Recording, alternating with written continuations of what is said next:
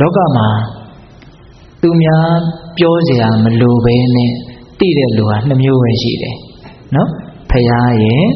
ပိစိကဗုဒ္ဓရဲ့ဒါပဲကျန်တဲ့လူတွေအကုန်လုံးဟာသူများတွေကနေတစ်ဆင့်အခြေခံပြီးတော့သိကြရတာဟုတ်ရလားဒါကြောင့်ဒီစကားသံဒီစာလုံးတွေဟာလည်းပဲစကားသံတွေလို့ပယ်ဝိုက်ပြောမယ်ဆိုပြောလို့ရပါတယ်သူတို့သိချင်တာကိုအဓိပ္ပာယ်ဖော်ပြီးတော့ရေးထားတာကိုဟုတ်လားဒါကြောင့်စကားတစ်လုံးစာတစ်ကြောင်းတည်းတစုံတစ်ယောက်သောပုဂ္ဂိုလ်အတွက်ဘဝတောင်အကြီးအကျယ်ပြောင်းသွားနိုင်တယ်နော်တကယ်တန်ဖိုးရှိသွားပြီတကယ်ဒီလူကလည်းရွှေခွက်ဖြစ်မယ်ဟိုကလည်းချင်းသေးစီဖြစ်မယ်ဆိုရင်သူကအံကိုက်ဖြစ်သွားမှာပေါ့နော်ကိုကလည်းပဲဒါကိုလက်ခံနိုင်တဲ့တန်ဖိုးကိုနားလည်နိုင်တဲ့အသိဉာဏ်လည်းအခြေခံလေးတော့ရှိဖို့လိုသေးတာပေါ့ဟုတ်လားဒါကြောင့်စာတဲ့ကြောင့်စကားတစ်ခွန်းဟာတခါတရံမှာတန်ဖိုးမဖြတ်နိုင်တော့အောင်အဖို့တန်တယ်ဦးဇင်းတို့ကြားဖို့တယ်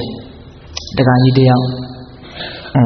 နူနာယောဂါဆွဲတာပေါ့ဆွဲတော့သူစိတ်ပြက်တယ်ဘဝမနေခြင်းဘူးသူ့ကိုယ်သူခဏခဏတတ်သိမယ်လို့အမြဲတမ်းစဉ်းစားတယ်တစ်ချိန်မှာတော့တကယ်ကိုဇွဲကြိုးချသိတော့မယ်ဆိုအကုန်အစင်သင်းဖြစ်ပြီနော်သူ့ကိုယ်သူလည်းတတိမွေးပြီးတော့ပေါ့လေအဲ့ဒီအချိန်မှာသူစာတဲ့ကြောင့်ဖတ်ရတယ်ဖတ်လိုက်ရတဲ့စာကဘာရေးထားလဲဆိုတော့လောကမှာပစ္စည်းဥစ္စာတွေဆုံးရှုံးသွားရင်တကယ်ဆုံးရှုံးပါတယ်တဲ့ဟုတ်တာပေါ့ပစ္စည်းဆိုတာဘဝရက်တည်အတွက်မရှိမဖြစ်နှမျိုးစရာကောင်းတယ်ဆုံးရှုံးတာပေါ့နော်အဲ့ဒီပစ္စည်းဥစ္စာဆုံးရှုံးတာတဲ့ခန္ဓာကိုယ်အင်္ဂါခြေလက်ဆုံးရှုံးတာပို့ပြီးတော့ကြီးကျယ်တယ်တဲ့ပို့ပြီးတော့ဆုံးရှုံးပါတယ်တဲ့အဲ့ဒါဆုံးရှုံးတာတဲ့အသက်ဆုံးရှုံးသွားရင်အဲ့ဒါပို့ပြီးတော့ဆုံးရှုံးနေတဲ့အဲ့ဒါဆုံးရှုံးတာတဲ့တတိဆုံးရှုံးသွားရင်တော့ဘာမှမကြံတော့ဘူးအဲ့ဒါတကယ်ဆုံးရှုံးသွားပြီတဲ့သူအဲ့ဒါလေးဖတ်လိုက်ရတာအဲ့ဒါနဲ့သူမသေးတော့ဘူးသူတတ်မသေးတော့ဘူးဘာလို့တတိကိုအဆုံးရှုံးခံပါလဲဘယ်လိုအခြေအနေမျိုးမဆိုရင်ဆိုင်နိုင်ရတဲ့တတိရှိရမယ်အရှိကိုလက်ခံနိုင်ရတဲ့တတိရှိရမယ်ကိုအမဲဖြစ်နေတာယူဘာလို့အဖြူလို့ကိုစိတ်ကိုလှည့်စားနေမှလဲဟုတ်လားအဲ့လိုမျိုးအရှိကိုလက်ခံရရင်တတိဆိုတာတူဖြစ်လာတာနော်အဲ့ဒါနဲ့သူတတိရှိပြီးတော့ကြိုးစားတာနောက်စာတွေဘာတွေလေးလာလိုက်စားပြီးတော့နောက်သူများရေးဖို့ဘေးရင်ကျမ်းတွေစာတွေဘာတွေတောင်ရေးနိုင်တဲ့အဆင့်ကိုရောက်တယ်အဲ့ဒီတခါကြီးကအဲ့ဒါဦးဇင်းတို့ပြောချင်တာကစာတဲ့ကြောင့်စကားတခွန်းဟာတခါမှတန်ဖိုးဖြတ်လို့မရဘူးလူတယောက်ရဲ့ဘဝကိုပြောင်းလဲသွားစေနိုင်တယ်အပူကနေအေးကိုပြောင်းရင်လေဒီစကားခွန်းလေးတွေကိုအခြေခံပြီးတော့ပြောင်းရတာဗျနော်အရှုပ်ကနေအရှင်းကိုပြောင်းရင်လေဒီတရားကနေဖြတ်တန်းပြီးတော့ကူးရတာဒီစကားသံနော်ဒီတရားစံကိုပြောတာနော်ဦးဇင်းတို့အင်္ဂုလိမာလဆိုရင်လူတိုင်းသိပါတယ်ဟုတ်လားအင်္ဂုလိမာလအကြောင်းလူတိုင်းသိတယ်နော်နောက်ဆုံးမြတ်စွာဘုရားကိုမြင်တော့ဒါယဟန်ပဲဟလာဒါကိုငါတတ်မယ်ဒီယဟန်ကငါဒီနားမှာရှိနေတာကိုတော့မကြောက်ဖဲနဲ့လာတယ်ဆိုတော့သူ့ကိုငါတတ်မယ်ဆိုပြီးတော့လိုက်တာပဲသူကဆင်ကိုတောင်ကြားကိုတောင်ချင်းသေးကိုတောင်မလွတ်အောင်သူလိုက်နိုင်တယ်လို့ဆိုတယ်သူ့ရဲ့အစွမ်းကလည်းပဲအဲ့ဒါလိုက်တော့မြတ်စွာဘုရားကသူမမီအောင်တကူအစီရင်ကိုစီရင်တယ်အဲ့ဒါလို့စီရင်တော့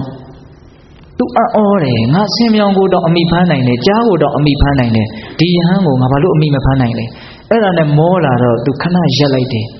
သူရက်နေတဲ့အချိန်မှာမြတ်စွာဘုရားတော့ပုံမှန်သွားသလိုမျိုးသွားနေတာပေါ့အဲ့တော့သူကရက်နေတဲ့အချိန်မှာလှမ်းပြီးတော့អော်လိုက်တယ်ယဟန်ကြီးရက်ပါယဟန်ကြီးရက်ပါဆိုတော့မြတ်စွာဘုရားနောက်လှည့်ပြီးတော့ပြောတယ်တဲ့ငါရက်နေတယ်မင်းသာမရက်တာအဲ့ဒီတော့အင်္ဂုလိမာလာစဉ်းစားတယ်ငါရက်ပြီးတော့ပြောနေတာဒါပေမဲ့ငါ့ကိုမရက်ဘူးလို့ပြောတယ်သူကပုံမှန်သွားနေတာသူ့ကိုယ်သူတော့ရက်တယ်လို့ပြောတယ်ဒါဘာအဓိပ္ပာယ်လဲပေါ့အဲ့ဒီမှာသူကယဟန်ကြီးတဲ့တာကိမေမဲသားယဟန်နေဆိုတာအသက်ပင်သေတော်လည်းပဲလိန်ညာတဲ့စကားကိုမပြောဘူးလို့ကြားဘူးတယ်ပေါ့ဘာဖြစ်လို့လိန်ပြောတာလဲပေါ့ကျုပ်ရက်နေတယ်ကျုပ်ကဘာကြောင့်သွားတယ်လို့ပြောတယ်လေအရှင်ဟာသွားနေတယ်ဘာကြောင့်ရက်နေတယ်လို့ပြောတယ်လေအဲ့ဒီမှာမြတ်စွာဘုရားကအင်္ဂုလိမာလာတဲ့ငါကဘဝတန်တရားမှာမကောင်းတာတွေအကုန်လုံးပယ်ပြီးဖြစ်တဲ့အတွက်ကြောင့်ရှစ်ဆက်သွားရမရှိတော့ဘူးတဲ့ဒါကြောင့်ငါရက်တည်မှုရပြီတဲ့ငါရက်နေတာသင်္သာလေမကောင်းမှုအကုသိုလ်ဒုစရိုက်တွေမကောင်းတာတွေလုပ်ပြီးတော့ဘဝတန်တရားမှာဒုက္ခလမ်းကြောင်းပေါ်မှာမမောနိုင်မပန်းနိုင်ပြေးလွှားရလက်တန့်ဖြစ်လို့သင်္သာလေမရက်တဲ့သူအင်မတန်လေးနဲ့တယ်တော့ဒါကြောင့်လူတယောက်အိန္ဒိယနဲ့ရက်နေနိုင်တယ်ဆိုတာလွယ်တဲ့ကိစ္စမဟုတ်လားအဲ့ဒီအတန်ကိုကြားရတော့အင်္ဂုလိမာလာကပင်ဘောကဉာဏ်ရှိတဲ့လူဆိုတော့သဘောပေါက်တယ်သဘောပေါက်တော့မှန်တယ်ဒါမှန်တယ်အဲ့ဒါနဲ့ဒါအောက်လွတ်ချတယ်နော်လွတ်ချပြီးမြတ်စွာဘုရားရှင်လက်အုပ်ချပြီးတော့ယဟန်ဖြစ်ရှင်ဖြစ်ကိုတောင်းတာပဲ အဲ့ဒီကစားသူ့ဘဝလုံးဝပြောင်းလဲမသွားဘူးလား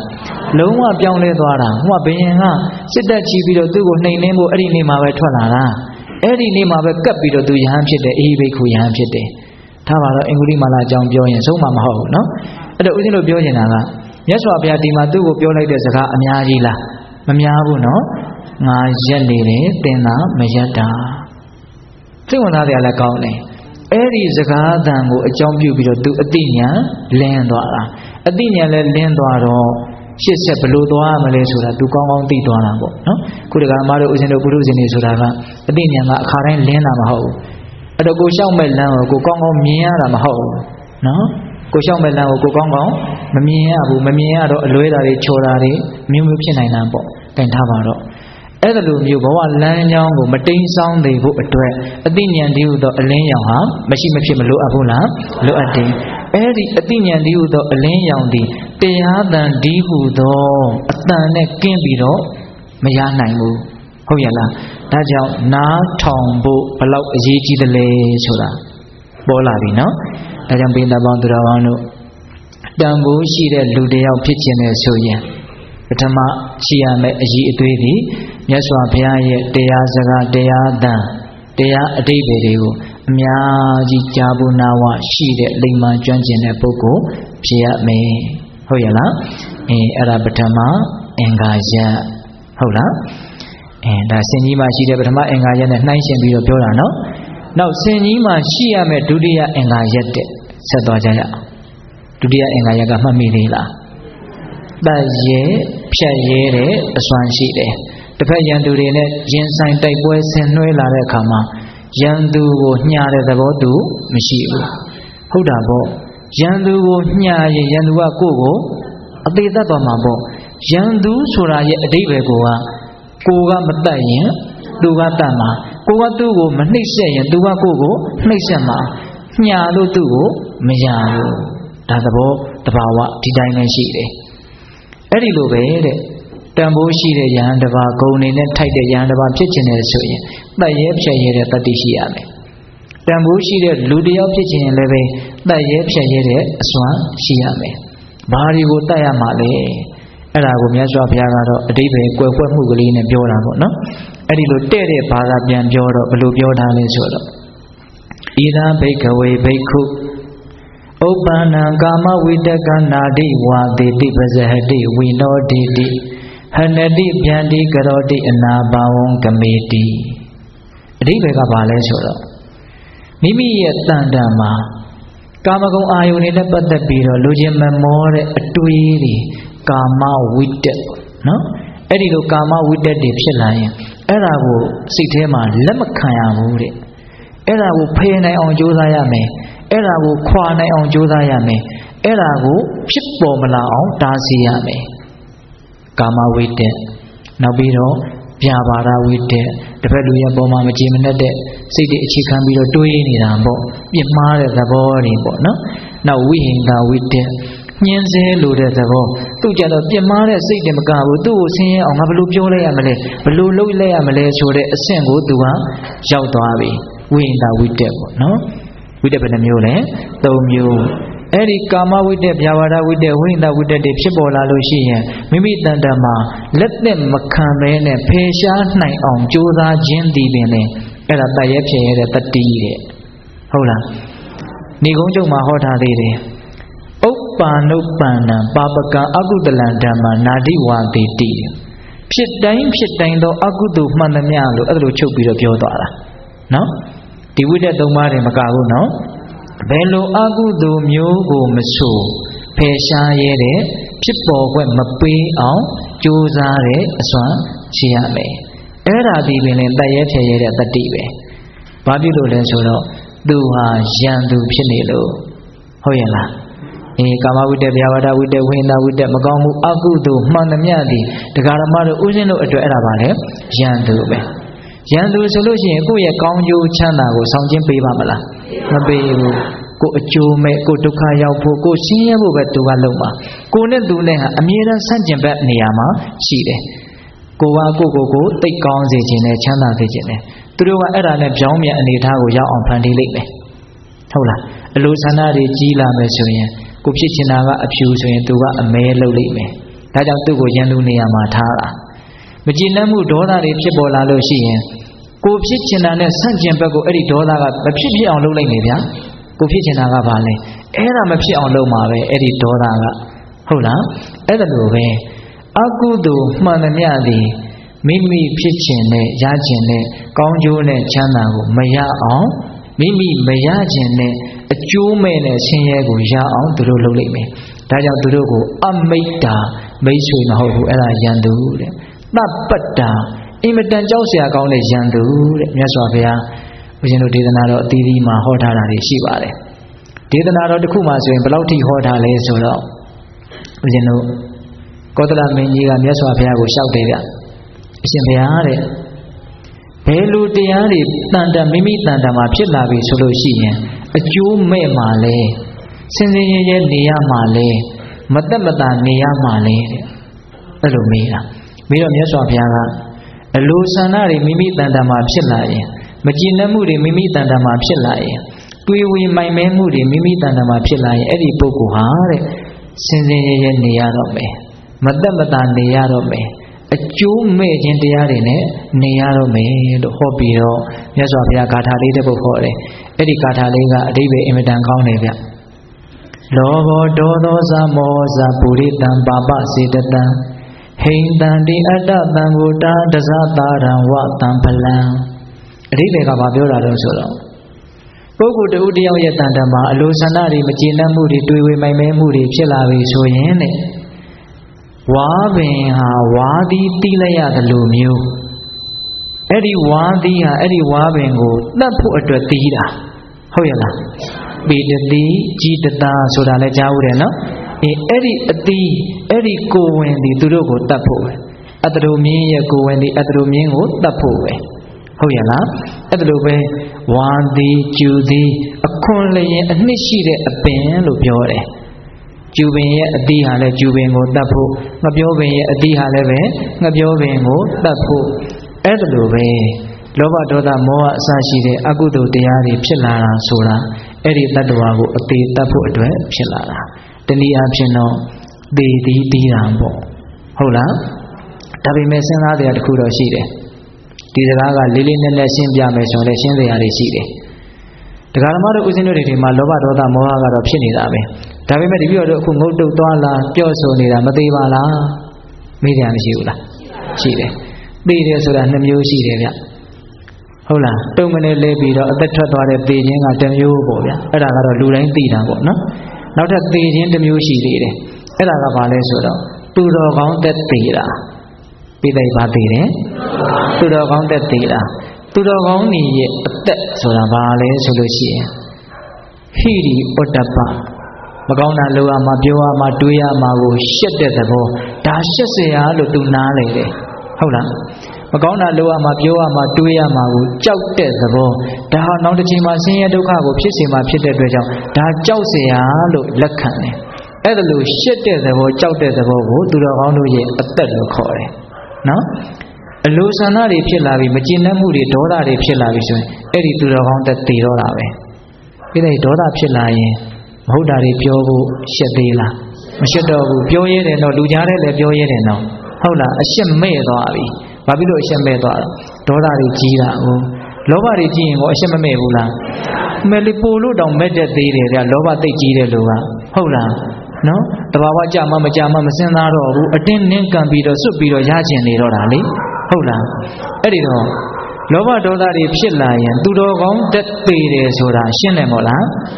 ရှင်းတယ်ဒါသူတော်ကောင်းတက်သေးခြင်းပေါ့နောက်ထပ်ပဂတိအသက်သေးခြင်းဆိုတာကိုလည်းပဲဒီအတိတ်တွေပဲကိုဝင်အောင်ပြောလို့ရတယ်ဆိုကြပါစို့လောဘဒေါသမောဟတရားတွေဖြစ်လာလို့ရှိရင်နောက်ထပ်ဘဝတစ်ခုဆိုတာတေချာပေါက်ရမယ်နော်ဘဝတွေဟာဘာကြောင့်ရတယ်လဲဆိုရင်အဲ့ဒီကိလေသာတရားတွေကြောင့်ရတာဘဝကိုချမ်းသာလို့လွယ်လွယ်မမထင်တာကအဝိဇ္ဇာမောဟပေါ့နော်ဟုတ်တယ်နော်အဲ့ဒီအဝိဇ္ဇာမောဟဖြစ်လာလို့ရှိရင်ကောင်းတယ်ဆိုရင်လူကျင်ကြစို့ဆိုတော့တဏှာလောဘမဖြစ်ဘူးလားအဲ့ဒီအဝိဇ္ဇာနဲ့တဏှာကိုတန်တရားရဲ့ရှင်သန်ရေးအတွက်ရေတောင်းမြစ်ကြီး2ချောင်းလို့မပြောဘူးလားပြောတယ်အဝိဇ္ဇာနဲ့တဏှာနော်မကောင်းတဲ့တရားတွေနော် ဘဝကိုဆင်းရဲပါလျက်ကနေဆင်းရဲလို့မသိတော့လိုချင်တဲ့သဘောမသိတာကအဝိဇ္ဇာလိုချင်တာကလောဘတဏှာပေါ့အဲ့ဒီအဝိဇ္ဇာအဲ့ဒီတဏှာကိုအခြေခံထားသမျှဘဝဆိုတာဆက်ပြီးတော့ဖြစ်နေအောင်မှာရနေအောင်မှာသဘောပေါက်တယ်နော်ဒီတိသဘောပေါက်တယ်နော်အဲ့လိုဘဝတွေဆက်ပြီးတော့ရနေရင်ယာတိုင်းသောဘဝသည်သေခြင်းဖြစ်လာတဲ့အဆုံးတတ်ရတယ်အဲ့ဒါဘယ်သူငြင်းနိုင်တော့ဘယ်သူမှမငြင်းနိုင်ဘူးဟောနည်းနည်းတော့လိပ်ပတ်လေတော့မယ်နော်အဝိဇ္ဇာနဲ့တဏှာဖြစ်ရင်ဘဝဖြစ်မယ်ဘဝဖြစ်ရင်သေရမယ်အဲ့တော့သေတယ်ဆိုတာအဲ့ဒီအဝိဇ္ဇာနဲ့တဏှာကြောင့်သေရတာဒါနည်းနည်းလေးတစ်ခွက်ကြော်ပြီးတော့ပြောလိုက်တာပေါ့နော်အဝိဇ္ဇာနဲ့တဏှာဖြစ်ရင်ဘဝဖြစ်မယ်ဘဝဖြစ်ရင်သေရမယ်ခုခက်တာကတရားဓမ္မတို့ဦးဇင်းတို့တွေကသေရမှာတော့အင်မတန်ကြောက်တယ်ဗျနော်သေရမှာဘယ်လောက်ထိကြောက်တုံးတချို့များဆိုရင်သေရမှာကြောက်လို့သေသွားတာရှိတယ်သေရမှာကိုသေရမလောက်ကြောက်တယ်ဟုတ်လားဦးဇင်းကြားဘူးသေးတယ်နိုင်ငံခြားမှာစမ်းကြတာလေသေတံကြတဲ့လူတယောက်ကိုမျက်နှာကိုအုပ်ပြီးတော့မင်းကိုလည်းပင်ဖြတ်ပြီးတော့တတ်မှာတင်လုံးသားနဲ့လည်းပင်လှီးပြီးတော့တတ်မှာတကယ်အမိန့်ချတာတကယ်လည်းထင်တာပေါ့သူကဒါပေမဲ့သူ့ကိုတကယ်လှီးတဲ့အခါကျတော့ပြတ်အောင်မလှီးဘူးအပေါ်ရန်လေးတင်လှီးတာဒါပေမဲ့သွေးလိုစစ်ပြစ်အရာတွေချပြီးတော့မင်းကိုတတ်နေပြီအဲ့လိုလှီးပြီးတော့မျက်နှာကိုဖွင့်ကြည့်တော့တကယ်အသက်မရှိတော့လေပင်မပြတ်ဖဲနဲ့သေတာနော်သေမှကြောက်လို့သေတာခုတက္ကမတို့ဦးဇင်းတို့တွေကသေမှာကိုတော့သေမတတ်ကြောက်တယ်ဒါပေမဲ့ဘဝကိုကြတော့ကြောက်ရကောင်းမှမသိဘူးဘဝကိုမကြောက်သေးသမျှကလပ်ပတ်လုံးသေခြင်းကိုဘလောက်ကြောက်အဲ့ဒီသေခြင်းနဲ့တွေ့ကိုတွေ့ရမယ်ဟုတ်ရလားအဲ့တော့မိမိကြောက်တဲ့သေခြင်းသည်ဘဝကြောင့်ဖြစ်တယ်အဲ့ဒီဘဝသည်အဝိဇ္ဇာနဲ့တဏှာကြောင့်ဖြစ်တယ်အဲ့ဒီတော့အဝိဇ္ဇာတဏှာအစရှိတဲ့မကောင်းတဲ့စိတ်တွေဖြစ်ရတာဟာသေသည်ပြီးတာလို့ပြောတာမှန်ဗျာမှန်တယ်မနှဲရှင်းပြရတယ်ဒီကမာကြီးတွေနော်ဒါကြောင့်ပထမအဆင့်ကမကောင်းတဲ့စိတ်တွေဖြစ်လာပြီဆိုရင်သူတော်ကောင်းတဲ့သေတတ်တယ်ဒုတိယကတော့ဘဝတွေဆက်ဖြစ်တဲ့အကြောင်းကိုလှုပ်သောအဖြစ်ဘဝတိုင်းသေတဲ့အကြောင်းကိုလှုပ်ရရောက်တဲ့အတွက်ကြောင့်အဲ့ဒါလည်းသေအောင်ကြိုးစားနေတာ ਨੇ အတူတူပဲဟုတ်ရလားဒါကြောင့်ဒီမကောင်းတဲ့စိတ်တွေဆိုတာရန်သူမှုလို့ကိုယ့်ကိုအသေးတတ်တာဟုတ်လားအဲ့ဒါကိုကညှားနေမယ်ဆိုလို့ရှိရင်သူမသေးသေးတဲ့ညကိုသေးပေးရမယ်သူမသေးသေးတဲ့ညကိုသေးပေးရမယ်ဒါကြောင့်တန်ဖိုးရှိတဲ့လူအဖို့တန်တဲ့လူတယောက်ဖြစ်ချင်ရင်အဲ့ဒီမကောင်းတဲ့အကုသိုလ်အဲ့ဒီစိတ်တွေကိုအသေးတတ်ရမယ်အ ਨੇ ဆုံးတော့လက်သင့်မခံနိုင်အောင်ကြိုးစားရမယ်လက်သင့်မခံရအောင်ကြိုးစားရမယ်ဒါကလည်းပဲမိမိကိုမိမိနိုင်မှဖြစ်တာနော်ဟုတ်ရဲ့လားမိမိကိုမိမိနိုင်အောင်ကြိုးစားရတာဒီထဲမှာဖြစ်ပေါ်လာတဲ့တရားကိုနှိပ်ကွနိုင်တာပေါ့ဟုတ်ရဲ့လားအဲ့ဒါလိုမျိုးလောဘဒေါသမောဟနဲ့တိုက်ပွဲဆင်နွှဲပြီးတော့ကိုယ်ကသူ့ကိုပယ်ရှားနိုင်တယ်အနိုင်ယူနိုင်တယ်ဆိုရင်အဲ့ဒါအောင်နိုင်ခဲ့တဲ့စစ်ပွဲကိုအနိုင်ရတာတဲ့တကယ်ကတော့တရားဓမ္မတို့ဦးဇင်းတို့ရဲ့ခန္ဓာကိုယ်ဟာစစ်တလင်းကြီးပါပဲနော်ဒကမာကြီးများစစ်တလင်းနဲ့ဒီမှာဓမ္မနဲ့အာဓမ္မတစ်ဖက်စီနေရာယူပြီးတော့အမြဲတမ်းပြစ်ခတ်ထိုးပုတ်ပြီးတော့တိုက်ပွဲဝင်နေကြတာနော်များသောအားဖြင့်တော့အာဓမ္မကပဲအနိုင်ရတာများတယ်သိကြလားဒါပေမဲ့အာမငယ်နဲ့အာဓမ္မတို့ရဲ့နိုင်ခြင်းသည်အပိသက်နိုင်ခြင်းဆိုတာဘယ်တော့မှမရှိဘူးနော်အကုသိုလ်ကကုသိုလ်ကိုအပိသက်နလန်မထူနိုင်အောင်အမြဲတမ်းအမြင့်ပြတ်တတ်တယ်ဆိုတာထုံးစံမရှိဘူးဓမ္မကအဓမ္မကိုနိုင်ပြီဆိုရင်တော့အဲ့ဒါကအမြင့်ပြတ်တတ်တယ်တဲ့ပြောရရင်တော့အကုသိုလ်ဆိုတာအသက်ခံရမယ့်တရားအပယ်ခံရမယ့်တရားကုသိုလ်ဆိုတာတတ်တတ်တဲ့တရားပယ်တတ်တဲ့တရားအဲ့ဒါအားတော့အင်မတန်ရှိစရာကောင်းတယ်ဟုတ်လားဆိုကြပါစို့ဦးဇင်းတို့တောတပတ္တိမဉ္ဇဉ်ဘုံဉဏ်ရပြီဆိုရင်ဒိဋ္ဌိနဲ့ဝိသိကိစ္စဒီအပိသက်သေပေးရတယ်တန်တရားတစ်လျှောက်လုံးနောင်ဘယ်သောအခါကာလမှာဖြစ်ခွင့်မရှိတော့ဘူးဟုတ်ရဲ့လားဒါကြောင့်မလို့ကိုကအခိုက်အတန့်အဖြစ်ရှုံးနေပြီမလို့ကိုတကယ်စွန့်လို့အစွမ်းထုတ်ပြီးတော့တတ်မယ်ဆိုရင်အဲ့ဒီအကုသိုလ်တွေကအပိသက်သေပေးရတယ်ဟုတ်လားဒါပေမဲ့ခက်နေတာကသူတို့အပိသက်မသေးသေးခင်မှာကိုခဏတိုင်းအသက်ခံနေရတာတော့ခက်တာပေါ့ဟင်တက္ကမကြီးများဒါကြောင့်မို့လို့ခန္ဓာကိုယ်တည်းဟူသောစစ်တလင်းမှာမိမိတို့ရဲ့ဘက်ကအနိုင်ရအောင်ကြိုးစားဖို့မလိုဘူးလားလိုတယ်အဲ့ဒါလို့အနိုင်ရအောင်ကြိုးစားလို့နိုင်ပြီဆိုရင်တော့အဲ့ဒါမြတ်သောအောင်နိုင်ခြင်းတဲ့ဒါကိုဦးဇင်းတို့ ဓမ္မ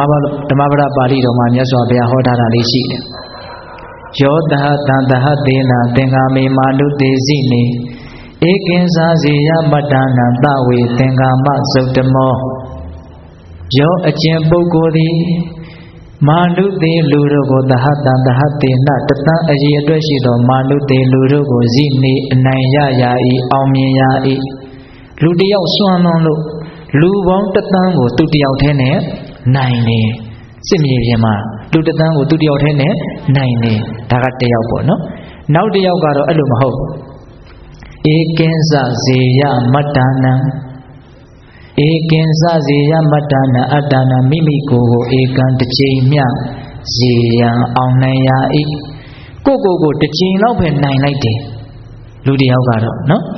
အဲ့ဒါလို့တစ်ချိန်တစ်ခါမျှမိမိကိုယ်ကိုအနိုင်ရတဲ့လူကခုနတုန်းကလူတသန်းကိုအနိုင်ရတဲ့လူထက်ပိုပြီးတော့မြတ်တယ်တဲ့သဝေသင်္ကာမသုတ်တမောအဲ့ဒီလူကမှအောင်သူတကားထက်မြတ်တဲ့အောင်မြင်ခြင်းအစစ်နဲ့အောင်မြင်တဲ့လူလို့မြတ်စွာဘုရားအဲ့လိုဟောတာဟုတ်ရလားဒါကြောင့်ပေတပေါင်းသူတော်ကောင်းတို့တန်တရားအဆက်ဆက်ဘဝခန္ဓာတွေရပြီးတော့အမြဲတမ်းသေးပေးနေရတာဒီလောဘဒေါသမောဟဒီဟုသောယံသူကိုမိမိတို့ကမတတ်နိုင်လို့မိမိတို့ကသေပေးရတာဒါတန်တရားတစ်လျှောက်သေရတဲ့အနေအထားပေါ့နော်ဒီပြစ္ဆုတ်ပံဘဝမှာလည်းပဲသူတော်ကောင်းတဲ့သေပေးရခြင်းဒီအဲ့ဒီတရားတွေကိုကိုမတတ်နိုင်လို့သေပေးလိုက်ရတာဟုတ်ရလားဒါကြောင့်ယံသူကိုအသေးတတ်နိုင်ဖို့ဆိုတဲ့အရေးအသွေးဟာလည်းပဲအရေးမကြီးဘူးလားအရေးကြီးတယ်ဒါကြောင့်မိမိတို့ရဲ့တန်တမှာမကောင်းတဲ့စိတ်ဓာတ်တွေမိမိတို့ရဲ့နှုတ်ပေါ်မှာမကောင်းတဲ့အပြောတွေမိမိတို့ရဲ့လက်ပေါ်မှာမကောင်းတဲ့အလုပ်တွေဖြစ်ပေါ်မယ်ကြံရင်တားဆီးနိုင်ဖို့ဖယ်ရှားနိုင်ဖို့ကြိုးစားခြင်းအပြင်တန်ဖိုးရှိတဲ့လူတစ်ယောက်ဖြစ်အောင်လုပ်ကြရမှာဟုတ်ရလားအဲ့ဒါဦးဇင်းတို့ဒုတိယအရေးအသွေးအင်္ဂါရက်ပေါ့နော်နောက်ပြီးတော့တတိယဆင်ကြီးမှာရှိရမယ်အင်္ဂါရက်အဲ့ဒါပါလေသိခံနိုင်တဲ့သဘောခန္ဓာရည်ရှိတဲ့သဘောနော်တခါတယောက်လောက်ခွေးတွေ6ပေးပါအောင်ဗျာနော်ဟုတ်လားအဲ့တော့တတိယရှိရမယ်အရေးအသေးဆက်ပြီးတော့ပြောကြည့်ကြအောင်ဟုတ်လားဣရာဘိကဝေဘိက္ခုခမောဟောတိတေတတဩနတဇိကိသာယပိပါတာယတံသမကတဝါဒတပတရိတပတံဖတ္တနံဒုရုဒ္ဒနာဒုရဂဒနာဝဇနပဌာနံဥပ္ပန္နာနတရိရိကာနဝေဒနာနဒုက္ခနာတိဗ္ဗာနခရဏကတုကာနံအတန္တာနအမနာပါဏံပါဏကဇာတိကောဟောတိပါဏဟရဏအဓိဝါဒကဇာတိကောဟောတိဆင်ကြီးသည်သိခံနိုင်တဲ့သဘောခန္ဓာရင်ရှိတဲ့သဘောရှိသလိုယဟန်တစ်ပါးဟာလည်းပဲတန်ဖိုးရှိတဲ့လူတစ်ယောက်ဖြစ်ခြင်းတဲ့လူတစ်ယောက်ဟာလည်းပဲသိခံနိုင်တဲ့သဘောရှိရမယ်တဲ့ဘာတွေကိုသိခံရမှာလဲဆိုတော့မြတ်စွာဘုရားကရုဏာပြတ်ထမ်းပြီးတော့အသေးစိတ်ပြောထားတာတွေကိုအရင်နှလုံးသွင်းကြည့်ကြအောင်စို့ဟုတ်လားဘာတွေကိုသိခံရမှာလဲဘာတွေနဲ့ပတ်သက်ပြီးတော့ခန္ဓာရည်ရှိရမှာလဲဆိုတော့အခြေခံကြပြောထားတယ်သီတတ္တအေးကိုသိခံရမယ်တဲ့ဟောအုံနှက်တအပူကိုသိခံရမယ်တဲ့ရာသီဥတုကြောင့်ဖြစ်လာတဲ့ဒီအေးခြင်းပူခြင်းတွေကိုတရားဓမ္မတို့ဦးဇင်းတို့တွေကတီးမခံနိုင်မဲနဲ့အချောက်တိုက်စိတ်တူနေတယ်ဆိုလို့ရှိရင်ညံနေရမရောက်ဘူးလားအေးတာကိုမအေးအောင်ဘယ်သူလုပ်နိုင်မှာလဲဟုတ်လားအဲ့ဒါကိုစိတ်ထဲမှာမကြည်မလဲမဖြစ်ဘဲနဲ့ဒါကိုတီးခံမယ်တက်နိုင်နေကြတော့ကာကွယ်ရမှာပေါ့ဗျာဟုတ်လားအနွေးတဲ့ဝေးရမှာပေါ့မီးလုံရမှာပေါ့ဟုတ်လားပန်ကာဖွင့်ရမှာပေါ့ရက်ခတ်ရမှာပေါ့အဲယာကွန်တက်နိုင်ရင်လည်းအဲယာကွန်နဲ့နေရမှာပေါ့ဟုတ်လားဒီကြားတွေကမှအေးလာပြီပူလာပြီဆိုရင်တော့ဘာလုပ်ရမလဲသိခံရမယ်အခြေခံကစပြောတာနော်အပူကိုသိခံရမယ်အေးကိုသိခံရမယ်နောက်ပြီးတော့ဇိကိစာယပိပါတာယရေစားတဲ့သဘောအစာစားတဲ့သဘောကိုလည်းသိခံရမယ်တဲ့တခါတလေကိုကစားနေပြီစားစရာအရန်သိမရှိတာမျိုးမကြုံရဘူးလားကြုံရတယ်အဲ့ဒီအခါမျိုးမှာစိတ်တူတတ်တယ်နော်အဲ့ဒါစိတ်မတူဘဲနဲ့ဘာလုပ်ရမလဲသိခံရမယ်မစားဘဲလည်းနေရမှာမဟုတ်ပါဘူးပြီးရင်တော့စားမှာပါပဲဟုတ်လားအဲ့ဒါမျိုးကိုကဘာလုပ်ရမလဲသိခံရမယ်အကုသိုလ်မဖြစ်စေရဘူးနော်သိခံခြင်းအပြင်အကုသိုလ်မဖြစ်အောင်ကြိုးစားရမယ်ပြီးတော့ဗာသိခံရမှာတော့ဆိုတော့ဒန္တမကတဝါဒတပတရိတပတံဖတ္တနံတဲ့ မဲ့ချင်းရင်လေးနေပူမွေကင်းတန်းကိုကမှားကောင်းလေးတွေပေါ့ဗျာအဲ့ဒါလေးတွေကကိုနဲ့ကင်းနိုင်သလားမကင်းနိုင်ဘူးတချို့သီးမခံနိုင်တော့ဟိုလိုဗတ်တန်ဟာကြီးနဲ့တဖြောင်းဖြောင်းချနေတာတွေမရှိဘူးလားရှိတယ်ချင်းလေးကုံသွားလားနေတိုင်းပဲအဲ့ဒီပုဂ္ဂိုလ်အကုသိုလ်ရတယ်ချင်းကတော့အမြဲတမ်းသူ့မှာအကြိုက်ခံနေရတာပဲနောက်ချင်းတွေကြိုးတွေတက်လို့ကုံသွားတယ်လို့မရှိဘူးကိုပဲအကုသိုလ်ရလိုက်တာပဲရှိတယ်အကုသိုလ်မဖြစ်တဲ့နည်းနဲ့ကာကွယ်ရမယ်မတက်နိုင်တဲ့အဆုံးမှာသီးခံရမယ်တခါတယောက်ဆိုရင်ဥစဉ်ကိုဘယ်လောက်ထိရှောက်ဘူးလို့ဆိုရင်ချင်းတက်ရင်အကုသိုလ်မဖြစ်ဘူးတဲ့ချင်းတက်ရင်ကုသိုလ်တောင်ဖြစ်နိုင်နေတဲ့ဒါကသူ့အယူအဆပေါ့ဗျာဟုတ်လားဒကမာကြီးတွေကြိုက်မလားတော့မသိဘူးဘာလို့ तू ကဘာပြောဆိုချင်းတကောင်ကပ်ရင်လည်းငှက်ဖျားဖို့တွေဘယ်လောက်ဖြန့်လိုက်တာတဲ့အဲ့ဒါတွေကိုကာကွယ်တားဆီးရရောက်တယ်ဒါကြောင့်ချင်းတက်ရင်ကုသိုလ်ရတယ်တဲ့အဲ့လိုပြောတာပဲသူကတော့ဦးဇင်းတို့ကတော့လက်မခံပါဘူးဟုတ်လားလက်မခံပါဘူးလက်ခံလို့ပြောတာမဟုတ်တတ္တဝါတွေဆိုတာအကြိုက်စရိုက်အမျိုးမျိုးရှိတဲ့အကြောင်းကိုပြောပြတာဒီနေရာမှာမြတ်စွာဘုရားဘယ်လိုပြောထားတော့ဒီပိုးကောင်မွားကောင်လေးတွေနဲ့ပတ်သက်ပြီးတော့သိခံရမယ်စဉ်းစားကြည့်နော်ချင်းတွေကိုကြီးစိတ်မတိုးနဲ့ကြဘိုးတွေကြီးကိုစိတ်မတိုးနဲ့ကိုယ်ခန္ဓာကိုယ်ကြီးကသူတို့အစာဖြစ်နေတာဘလောက်စိတ်ပြည့်စရာကောင်းလဲအဲ့ဒါဘယ်သွားထားမလဲပြဿနာတစ်ခုဖြစ်လာပြီဆိုရင်တစ်ဖက်သေးကြောင့်ဘယ်တော့မှပြဿနာမဖြစ်ဘူးနှစ်ဖက်ဆိုတာရှိတယ်သဘောပေါက်လားဘာလို့ကိုကသူ့အစာဖြစ်နေလို့သူတို့ကြိုက်တဲ့သွေးသားတွေဘာလို့ဖြစ်နေလို့ဟုတ်လားအဲ့တော့ကိုယ်ခန္ဓာကိုယ်ကြီးကတန်တုံးတန်ခဲဖြစ်နေလို့ချင်းကလာကြိုက်လိုက်ပါဆိုလို့မကြိုက်ပါဘူးဟုတ်ရဲ့လားအဲ့တော့သူ့ကြီးအပြစ်မတင်နဲ့ကို့မှာလည်းတာဝန်မကင်ဘူးအပြစ်တော့မဟုတ်ဘူးပေါ့ဗျာအပြစ်လို့ပြောမယ်ဆိုတော့ခန္ဓာကြီးဖြစ်အောင်လုပ်တာကောဆိုတာဒါအပြစ်လို့မြတ်စွာဘုရားဟောထားတာလည်းရှိပါတယ်ဘဝခန္ဓာရအောင်လုပ်နေခြင်းဒီအကြီးဆုံးအပြစ်တင်ခြင်းပဲလို့ဟောထားတာရှိတယ်ဟုတ်ရဲ့လားထားပါတော့အဲ့ဒါလိုနီးလေးတွေနဲ့တွေးပြီးတော့ခန္ဓာရည်ရှိအောင်သိခံနိုင်အောင်မကြိုးစားသင့်ဘူးလားကြိုးစားသင့်တယ်တချို့လူတွေကလေသိပြီးတော့ဒေါသတရိုက်ကြီးတော့သိခံခြင်းရဲ့အရာတာကိုအဲ့ဒီလူတွေမီးစမ်းခွင့်မရှိဘူးနော်သိခံခြင်းဟာခက်ခဲသလောက်အင်မတန်အကျိုးကြီးတယ်ထားပါတော့အဲ့တော့ဦးဇင်းတို့အခြေခံလေးတွေကစပြောနေတာနော်အပူကိုအေးကိုစာနာမှုသိခြင်းကိုပုံမွားလေးတွေရဲ့ဓာန်ကိုဟုတ်လားဘာလို့ရမလဲသိခံရမယ်နောက်ပြီးတော့တဖြည်းဖြည်းနဲ့ခက်တဲ့အပိုင်းကိုရောက်လာပြီနော်ဒုရုဒ္ဒနာဒုရာဂဒါနဝဆနပဋ္ဌာနံပတ်ဝန်းကျင်ကကိုယ့်ကိုမုံလို့ပြောလာတဲ့မလိုတဲ့စကားတွေဟုတ်လားဒါမှမဟုတ်ရင်လည်းပဲမုံလို့တော့မဟုတ်ဘူးတကယ်ကိုထင်လို့မို့အထင်လွဲပြီးတော့တကယ်ထင်လို့မို့ကိုပြောလိုက်တာအဲ့ဒါလို့ကိုယ့်ရဲ့နားထဲကိုမကောင်းသဖြင့်ရောက်လာတဲ့စကားအသံတွေမရှိဘူးလားရှိတယ်အဲ့ဒါတွေကိုတားနိုင်လားမတားနိုင်ဘူးသူများပါဇက်ပါဘလို့လိုလိုက်ပိတ်မှာတော့ဟုတ်လားဒါပေမဲ့လို့တရားဓမ္မတို့ဦးဇင်းတို့အချိန်တော်တော်များများစိတ်တူကြပြီဆိုရင်အဲ့ဒီစကားသံတွေနဲ့ပတ်သက်ပြီးတော့တူကြတာဗျဟုတ်ရဲ့လားဒါကြောင့်မြတ်စွာဘုရားကတရားသံတွေနဲ့ပတ်သက်ပြီးတော့ဘာလို့ရမှာတော့တီးခံရမယ်တဲ့ပတ်ဝန်းကျင်ဆိုတာအမြင်အမျိုးမျိုးအထင်အမျိုးမျိုးရှိတဲ့အတွက်ကြောင့်ပြောချင်တာကိုပြောမှာပဲအဲ့ဓာတွေကိုကိုကဟုတ်ရင်လည်းပဲဟုတ်လို့မို့တီးခံလိုက်ရှင်းရှင်းလေးတော့တရားကြီးမိုင်များဟုတ်ရင်လည်းခံမြင်နေရမရှိဘူးလေသူတို့ဟုတ်လို့ဟုတ်တယ်ပြောတာဒါပေမဲ့ပုထုဇဉ်တွေဆိုတာခက်တယ်ဗျဟုတ်တော့လည်းပဲအနာဘောဒုက္ခတဲ့ခံရတာသိခက်တယ်သိလားမဟုတ်တော့လည်းပဲမဟုတ်သေးနဲ့သိခါချရမလားဆိုပြီးတော့ခံမြင်မြန်နဲ့တစ်သက်လုံးမမေ့ဘူးအဲ့ဒါဘယ်လိုလုပ်ပြီးတော့သိခံမှာတော့နော်ခက်တယ်နော်ဒါကြောင့်စကားသံတွေနဲ့ပတ်သက်ပြီးတော့သိခံဖို့မလိုဘူးလားသိခံရမယ်တချို့ဟာတွေကတော့ဘာရမို့ပါဘူးကိုလည်းပဲသူများအကြောင်းသူများအကြောင်းတွေပြောချင်တာပြောတာပဲကိုချင်းစာကြည့်လိုက်မပြောဘူးလားပြောတာပေါ့ပြောနေတဲ့စကားတော်တော်များများဘယ်သူအကြောင်းတွေတော့သူများအကြောင်းတွေသူများကလည်းကိုအကြောင်းပြောမှာပေါ့ဗျာဘာရတော့မဟုတ်ပါဘူးလေးလေးနက်နက်ကြီးခံစားပြီးတော့ပြောတာမဟုတ်ပါဘူးပြောတရားစကားမရှိလို့အပြင်းပြေပြောကြတာတွေတချို့ဟာတွေကဟုတ်လားအဲ့ဒါမျိုးတွေကိုအကုန်လုံးရေတွက်ပြီးတော့အလေးတယူကြီးလုပ်ပြီးတော့ခံစားနိုင်မယ်ဆိုရင်ကိုယ်ပဲစိတ်ချင်းရလိမ့်မယ်ဟုတ်လားဒီလိုလေးပြောတော့ဦးဇင်းကလူငယ်တွေအတွက်ပုံမြင်တပုတ်တောင်ပြောချင်စိတ်ပေါက်လာတယ်ဟုတ်လားဟောတခါတော့ငါတဲ့တာဖာနှစ်ယောက်မီးဘူးလေးတစ်ကောင်နဲ့ခရီးသွားကြတာတဲ့ဟုတ်လားဟင်ပိဿတို့ကြားဘူးပြီးသားလားကြားဘူးပြီးသားဆိုတော့မပြောတော့ဘူးဗျာဟမ်မနစ်တုန်းကပြောလိုက်သလားဟောအဲ့လိုဆိုတော့ပြောမယ်ဟုတ်လားတာဖာနှစ်ယောက်မီးဘူးလေးနဲ့ခရီးသွားကြတော့အောင်မဒီပုံမြင်ကခေတာမဟုတ်ဘူးပြည်သိနိုင်ငံကလာတာတဲ့ဟုတ်လားနိုင်ငံသားဆိုရင်လူတွေကအထင်ကြီးကြလွန်းလို့ပြောကြည့်တာဟုတ်လားကြံ့ကြံ့ဖန်ဖန်ဂုံပြိုင်နေတော့ယောဂတောင်နိုင်ငံသားသွားကူရင်သူတို့ကတော်တော်ကိုအဆင့်မြင့်တယ်လို့ထင်တာဟုတ်လားထားပါတော့ အဲ့ဒါမြည်ဘူးလေးနဲ့ခီးသွားတော့ဖေကြီးကသားကိုချစ်တော့သားလေးကိုမြည်ပေါ်တင်မြည်ဆိုတာမြင်းလောက်ကြီးတာမဟုတ်အဲ့ဒါမြည်ဘူးလေးကိုသားလေးကိုတင်ပြီးတော့သားကလည်း14 5နှစ်ပေါ့ရွာတရားဖြစ်တော့ရွာကလူတွေကဝိုင်းကဲရဲ့မိုက်လိုက်တဲ့သားအဖေအိုကြီးကိုအောက်ကသွားခိုင်းပြီးတော့သူကတဏ္ဍမာမာမြည်ပေါ်ကနေစိမ့်နဲ့ဆင်းလိုက်စီးလိုက်တယ်ဖေကြီးကလည်းအလိုမလိုက်တန်ရလိုက်ရန်ကောအပြစ်တင်တာ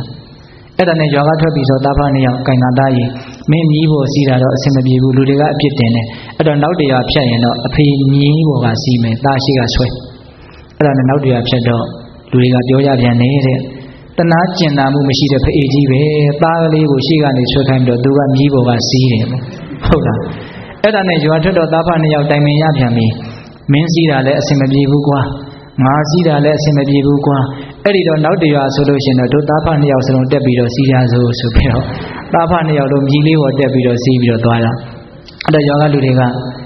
တနာကျင်နာမှုမရှိတဲ့သားဖပဲတဲ့မြည်လေးပေါက်စားလေးကိုနှစ်ယောက်စလုံးများတောင်တက်ပြီးတော့စီးလာတယ်အဲ့ဒါနဲ့ကဲ့ရကြတော့ရွာကထွက်တော့သားဖနှစ်ယောက်ဆင်းပြီးတော့တိုင်ပင်ရပြန်တယ်မင်းစီးလို့လည်းအဆင်မပြေဘူးငါစီးလို့လည်းအဆင်မပြေဘူးနှစ်ယောက်လုံးစီးလို့လည်းအဆင်မပြေဘူးအဲ့လိုဆိုရင်ငါသားကြီးကဲ့ရမှုကလွတ်အောင်နောက်တရားဝင်တော့တို့နှစ်ယောက်စလုံးမစီးကြတော့နဲ့ဟုတ်လားအဲ့ဒါနဲ့သားကရှိကမြည်ဆွဲဖေကနောက်ကမြည်ကလေးမောင်းပြီးတော့ရွာထဲကိုဖြတ်သွားအဲ့ကြတော့လူတွေကအားလိုက်တဲ့လူတွေမြည်တစ်ကောင်လုံးပါလာတော့တယောက်မှစီးမသွားဘူးပေါ့ဟုတ်လားသိတဲ့ကဲ့ရတာလွတ်သလားမလွတ်ဘူးမလွတ်တော့သားဖနှစ်ယောက်ကအဲ့ဒါကိုခံနိုင်ရင်မရှိဘူးကြော်ကထွက်တော့အတမင်းစီးလို့လည်းအဆင်မပြေဘူးငါစီးလို့လည်းအဆင်မပြေဘူးနှစ်ယောက်စီးလို့လည်းအဆင်မပြေဘူးမစီးလို့လည်းအဆင်မပြေဘူးအဲ့တော့အကဲ့ရလွတ်အောင်တနည်းတော့ရှိသေးတယ်ဘယ်နဲ့လုပ်မလို့ဆိုတော့မြည်ကလေးကိုတွန်းလှဲ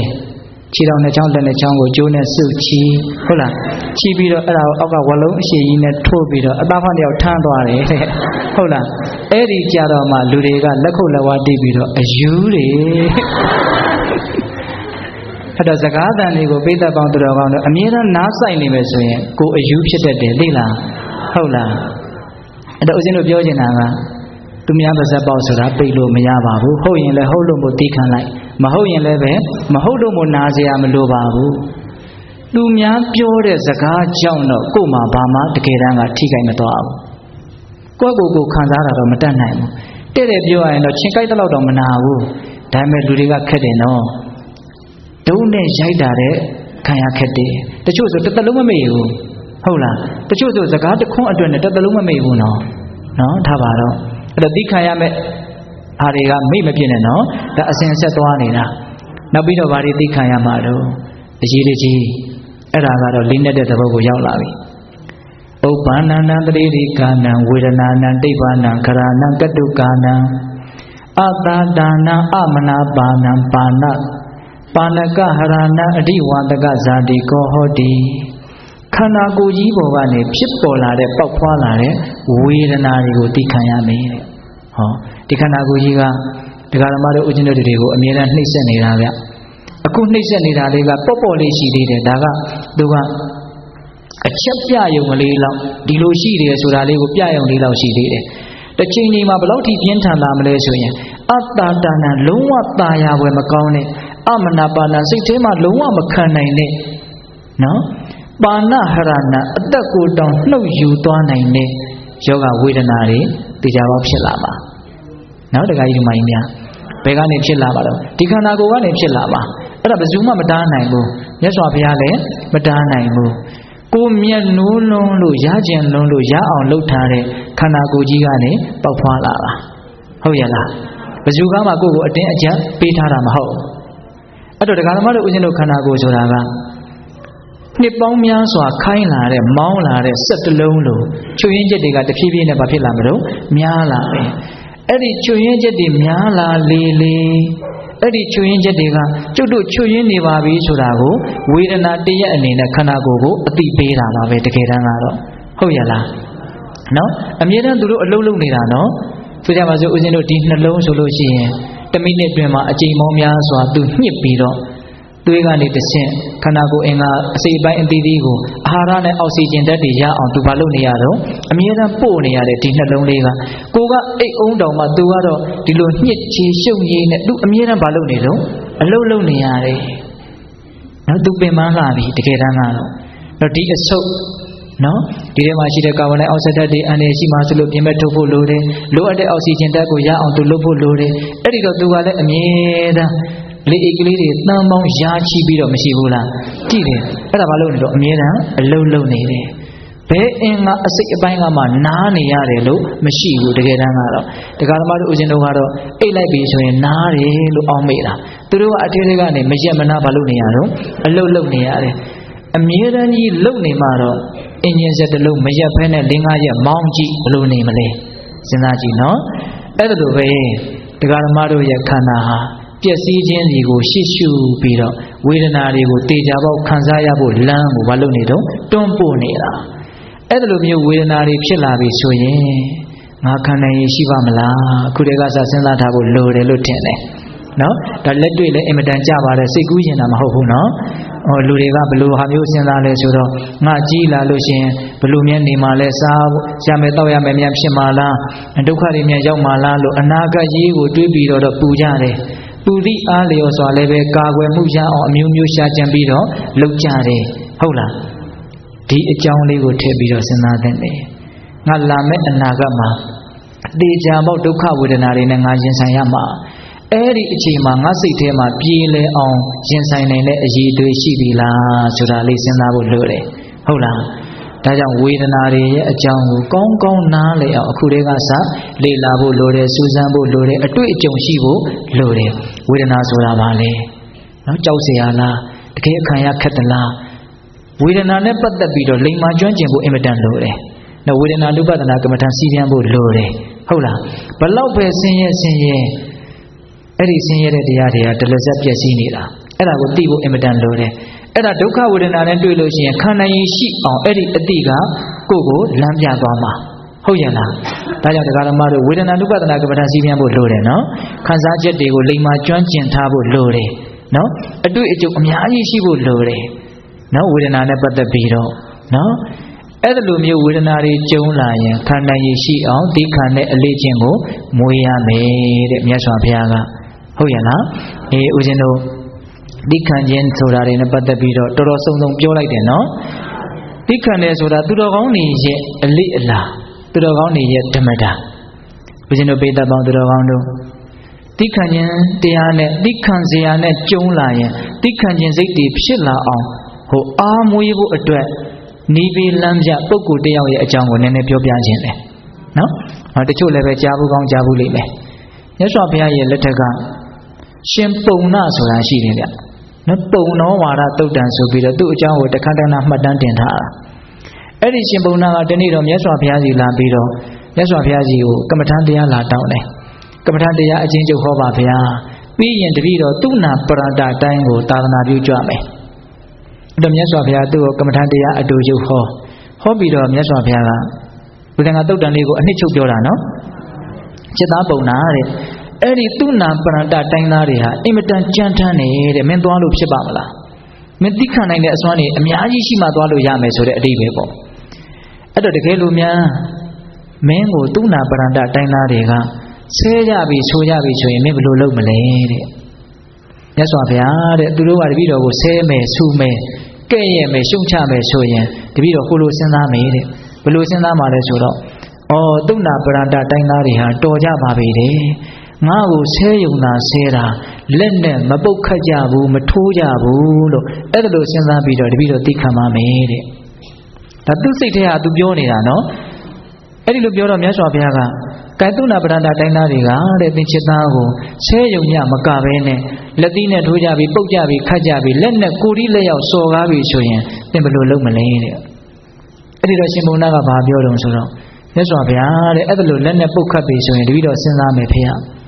သူနာပရဒတိုင်းသားတွေဟာတော်ကြပါပြီတဲ့။ငါ့ကိုလက်နဲ့သာလဲပုတ်ခတ်တာခဲနဲ့မပြစ်ကြသေးဘူးလို့အဲ့ဒါလိုစဉ်းစားပြီးတော့သိခံပါမယ်တဲ့။ဟုတ်လား။အဲ့ဒီမှာမြတ်စွာဘုရားဆက်ပြီးတော့ပြောတယ်တကယ်လို့သူနာပရဒတိုင်းသားတွေကခဲနဲ့သင်္ချစ်သားကိုပြစ်ခတ်ကြပြီဆိုရင်သင်ဘယ်လိုစဉ်းစားမလဲတဲ့။သူနာပရဒတိုင်းသားတွေဟာတော်ကြပါပြီတဲ့။ပြိတ္တိတော်ကြပါပြီတဲ့ဆိုတာကိုဟာသာ तू ကနှုတ်ကမချဘူးသိလားသူနာပရဒတိုင်းသားတွေဟာခဲနဲ့ပြည့်ရုံသာပြစ်တာငါ့ကိုဒုံးနဲ့မရိုက်ကြသေးဘူးလို့အဲ့လိုစဉ်းစားပြီးတော့သိခံပါမယ်တဲ့ဒါသူတော်ကောင်းတို့ရဲ့ထုံးစံကိုပြောနေတာနော် အဲ့ဒီမှာမြတ်စွာဘုရားကတကယ်လို့ဒုံနဲ့ရိုက်နှက်လာပြီဆိုရင်သင်္ချင်သားဘလို့စဉ်းစားမလဲတဲ့သုဏပရန္တတိုင်းသားတွေဟာတော်ကြပါပြီတဲ့ဒုံနဲ့လာရိုက်တာဓာတ်နဲ့အပေမခုတ်တတ်ကြသေးဘူးလို့တပည့်တော်စဉ်းစားပြီးတော့သိခံပါမယ်တဲ့ဒီကရမတို့ဦးဇင်းတို့ဒေါသတရားရှိတဲ့လူတွေသိခံခြင်းရဲ့တန်ဖိုးကိုနားမလည်တဲ့လူတွေသိခံဖို့အလေးအကျင့်မပြုတဲ့လူတွေအတွက်တော့ဒီစကားတွေကမဖြစ်နိုင်ဘူးလို့စဉ်းစားကောင်းစဉ်းစားနေလိမ့်မယ်နော်ဒါပေမဲ့ကိုမဖြစ်နိုင်ဘူးလို့သူဖြစ်နိုင်ရင်ဖြစ်နိုင်မှာပေါ့ဟုတ်ရဲ့လားအရာရာကိုချင်းစာလို့မရဘူးလေအဲ့ဒီလိုမြတ်စွာဘုရားအမိန့်ရှိတော့ဂိုင်းသုဏပရန္တတိုင်းသားတွေကတင့်ကိုဓာတ်နဲ့အသေးခုတ်ကြပြီဆိုရင်သင်ဘယ်လိုလုပ်မလဲတဲ့အဲ့ဒီတော့ရှင်ပုံနာပြောလိုက်ပုံကမြတ်စွာဘုရားတဲ့သုဏပရန္တတိုင်းသားတွေဟာတော်ကြပေတယ်ငါ့ကိုဓာတ်နဲ့အသေးခုတ်တတ်ကြတယ်ဘာဖြစ်လို့လဲဆိုတော့တချို့သောပုဂ္ဂိုလ်တွေဟာသေဖို့အတွက်ကိုယ်တိုင်ကိုတတ်ဖို့ကြိုးစားရတဲ့လူတွေရှိတယ်ငါမှာတော့ငါကိုငါတတ်ဖို့မကြိုးစားဘူးသူတို့ကငါ့ကိုတတ်ပေးတယ်လို့အဲ့လိုစဉ်းစားမယ်တဲ့နော်ဟိုဘက်ဘာမှကိုပြောစရာမရှိတော့ဘူးနော်ဒါကလည်းပဲသူကအလကားပြောတာမဟုတ်ဘူးဗျမြတ်စွာဘုရားလက်ထက်ကအတုပကမ္မထံကိုဟောလို့အတုပကမ္မထံစီပြန်ပြီးတော့ယဟန်တော်တချို့ဟာကိုယ့်ရဲ့ခန္ဓာကိုယ်ကိုဆက်ဆုပ်ပြီးတော့ကိုတတ်သိတဲ့ယဟန်တွေအများကြီးရှိတယ်မကောင်းတဲ့နေရာမရောက်ဘူးအထာကောင်းတဲ့နေရာရောက်တယ်သူတို့ကသူတော်ကောင်းတွေကိုခန္ဓာကိုယ်ကိုဆက်ဆုပ်ပြီးတော့တတ်တာတတ်ထိုက်တယ်လို့ပြောတာမဟုတ်ဘူးနော်ပိဋကတို့အဓိပ္ပာယ်လည်းအကောက်မလွဲကြနိုင်အောင်သိလားဒါကသူတို့ကဝစ်ကြွေးပါလို့ခံရတာအဲ့ဒီယဟန်တွေကတချို့များဆိုရင်ကိုမတတ်တော့ဘယ်လိုလုပ်တော့ဆိုတော့ကပ္ပိယတွေတချို့တကားတွေကိုလေသင်္ကန်းတွေတပိတ်တွေပေးပြီးတော့တတ်ခိုင်းတာဒါတွေကိုရောင်းရင်မင်းတို့ပတ်စံရမှာပါဒါကြောင့်ငါ့ကိုတတ်ပေးရှင်ဘုံနာကအဲ့ဒါကိုရည်ရွယ်ပြောတာတချို့များဆိုရင်ကိုတတ်ရတယ်သူများကိုတတ်ခိုင်းရတယ်ငါမှာတော့အဲ့ဒါလိုတတ်ခိုင်းစရာလည်းမလိုကိုတတ်စရာမလိုသူများကအလကားလာပြီးတော့တတ်ပေးတာလို့အဲ့ဒါလိုစဉ်းစားပြီးတော့ဘာလုပ်မှလဲတော့သိခံမယ်တဲ့ဟုတ်ရဲ့လား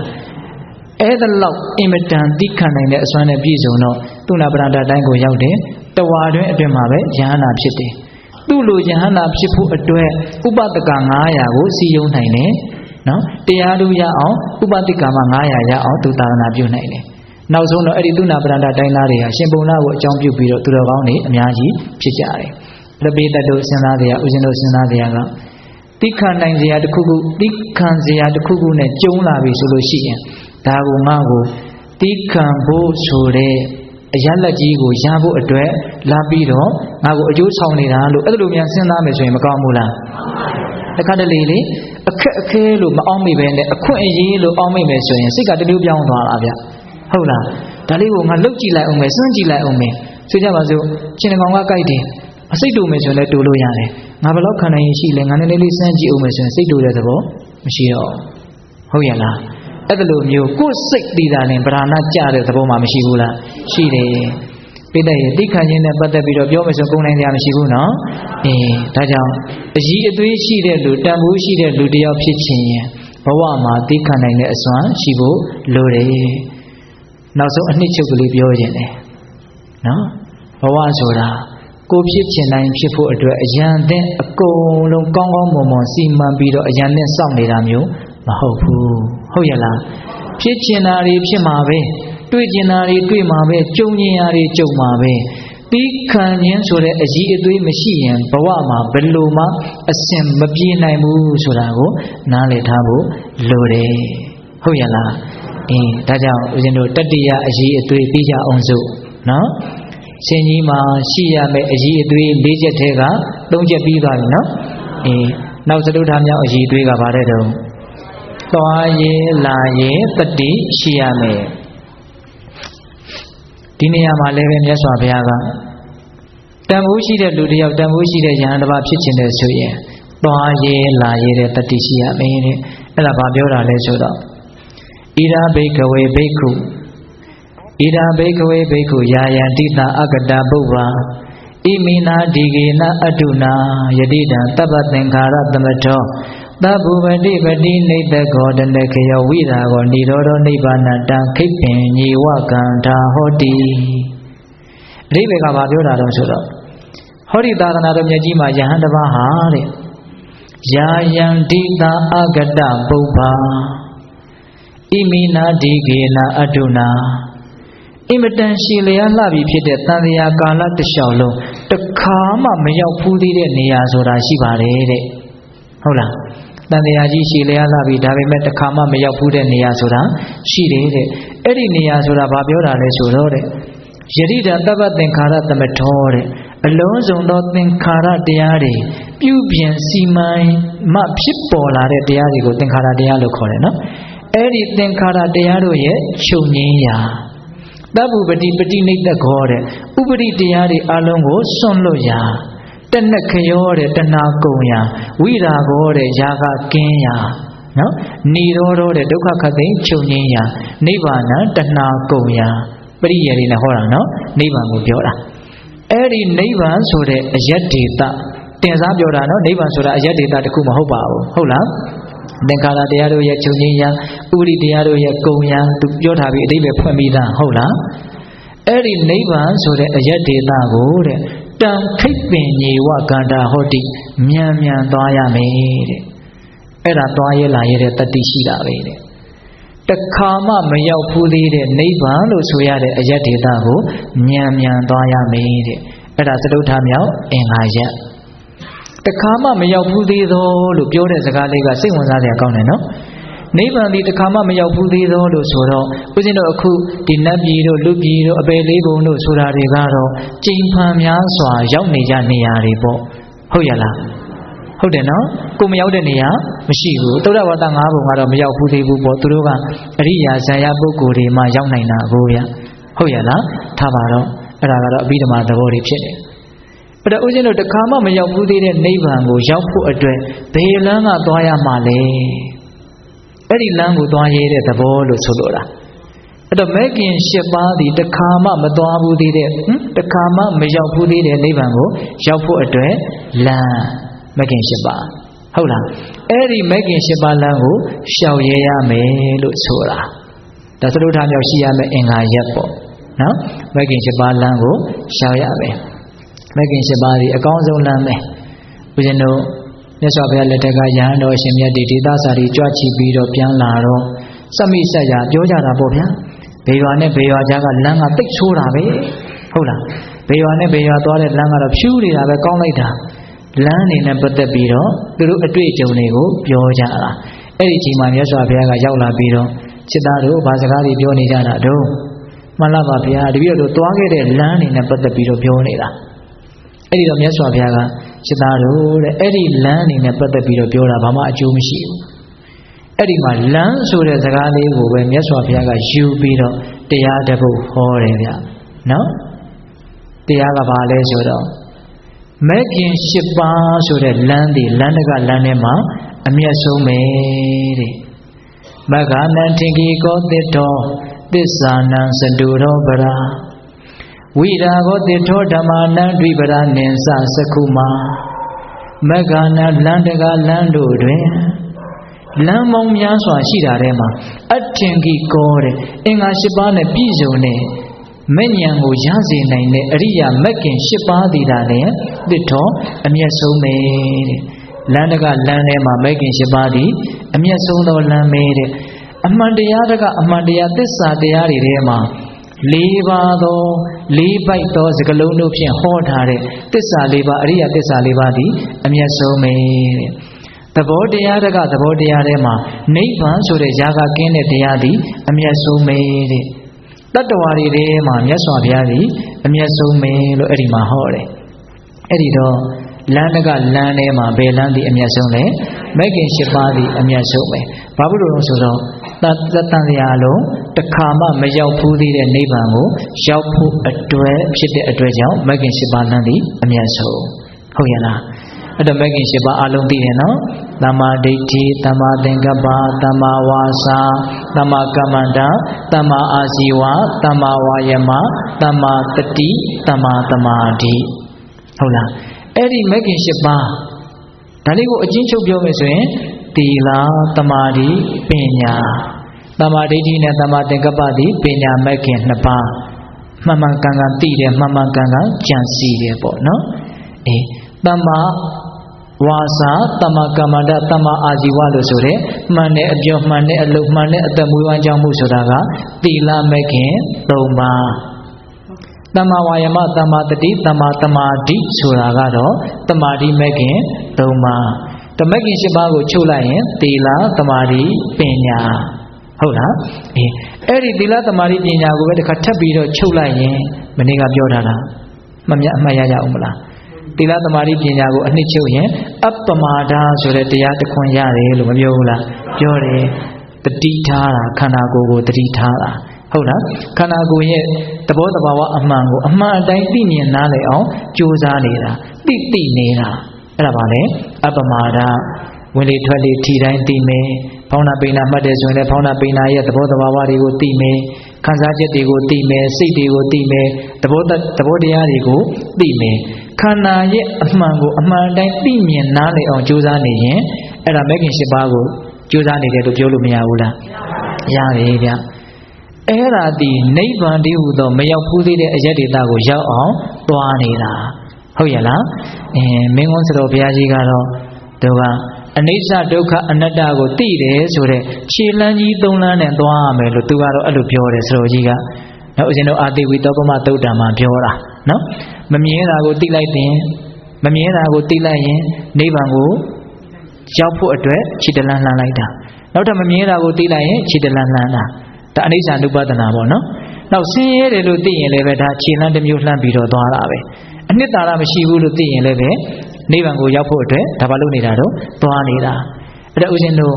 သွားရဲလာရဲတဲ့တတ္တိရှိဖို့ဆိုတာနဲ့ပတ်သက်ပြီးတော့သွားပုံသွားနည်းတွေကိုပြောနေတာနော်တတိပဋ္ဌာန်တရား၄ပါးကိုပွားရင်လည်းဒါသွားနေတာမဂ်ခင်၈ပါးကိုပွားများရင်လည်းသွားနေတာအဲ့ဒါဥစဉ်တို့အကုန်လုံးအနှစ်ချုပ်ပြောရရင်တော့ခန္ဓာရဲ့သဘောတဘာဝအမှန်ကိုအမှန်တိုင်းသိအောင်ကြိုးစားနေခြင်းသည်မရောက်ဘူးသေးတဲ့နိဗ္ဗာန်ကိုရောက်အောင်သွားနေတာဟုတ်လားမရောက်ဘူးသေးတဲ့နိဗ္ဗာန်ကိုရောက်အောင်သွားနေတာအဲ့ဒါမိမိတို့သွားရမယ်သွားရမယ်ဆိုတဲ့နေရာမှာလည်းမြတ်စွာဘုရားကအထူးပြုတဲ့စကားလုံးလေးနဲ့ဟောတယ်ဗျတံခိပ္ပင်ညေဝကန္တာဟောတိတဲ့တန်ထိုနိဗ္ဗာန်ကိုရဖို့အတွက်သွားတဲ့အလုပ်ကိုခိပ္ပင်ညေဝမြန်မြန်ဆန်ဆန်ဟုတ်လားမြန်မြန်သွားရမယ်ဆိုတဲ့စကားလေးပါတယ်ဘာလို့မြန်မြန်လို့ပြောတယ်ဆိုတော့ဘယ်အရာမှစိတ်မချရတော့ဟုတ်ရလားဘယ်အရာမှစိတ်မချရတော့အဓိကစိတ်မချရတာကတော့ဒီခန္ဓာကိုယ်ကြီးပါပဲဘယ်အချိန်မှ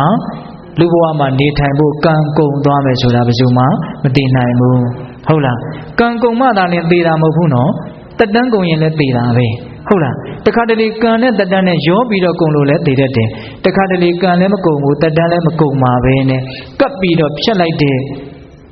နောက်ဥပိ္ပစေတကကံကြောင့်သိတာတွေရှိတယ်ဆိုကြပါစို့ဖျောင်းတဲ့တိုင်းမီးငိမ့်သွားဖို့အတွက်မိစာကလတ်တဝက်တင်ကုန်ရင်လည်းဖျောင်းသားတွေဘယ်လောက်ပဲရှိငိမ့်သွားမှာပဲ